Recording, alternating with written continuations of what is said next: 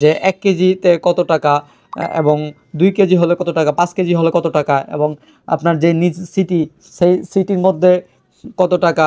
তো আপনারা প্রথমেই এই যে এখানে দেখতে পাচ্ছেন প্রাইজিং নামক যে একটা অপশন ক্যালকুলেটর মতো, এটার মধ্যে একটা ক্লিক করবেন। এখান থেকে সমস্ত বিষয়গুলো আপনারা দেখতে পাবেন, যেমন ইনসাইড সিটি অর্থাৎ ঢাকা সিটির ভিতরে বা নিজ সিটিতে আপনার যেই জেলাতে আপনার অ্যাকাউন্ট খোলা আছে, যেখান থেকে হচ্ছে আপনি মার্চেন্ট হিসেবে অ্যাকাউন্ট খুলেছেন এবং এখান থেকে সারা বাংলাদেশ হোম ডেলিভারি দিচ্ছেন, সেক্ষেত্রে আপনার নিজ সিটিতে যদি আপনি ডেলিভারি করতে চান, প্রোডাক্ট কারো কাস্টমারের কাছে নিকট পৌঁছাতে চান, সেক্ষেত্রে আপনাকে 50 টাকা 1 কেজি পর্যন্ত যদি 50 টাকা ডেলিভারি চার্জ দিতে হবে স্টেট ফার্স্ট কুরিয়ারকে।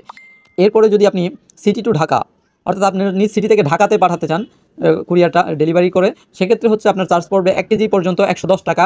1 কেজির উপরে হলে সেক্ষেত্রে কেজিতে 20 টাকা করে বাড়বে।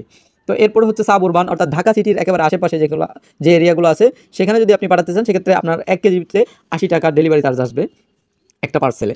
এরপরে হচ্ছে আউটসাইড সিটি অর্থাৎ ঢাকা সিটির বাইরে সারা বাংলাদেশ 1 কেজিতে 130 টাকা অর্থাৎ একটা পার্সেলে 130 টাকা আসবে। সেটার ওয়েট যদি 1 কেজি প্লাস হয় বা 2 কেজি হয়, সেক্ষেত্রে কিন্তু কেজিতে 20 টাকা করে বৃদ্ধি পাবে।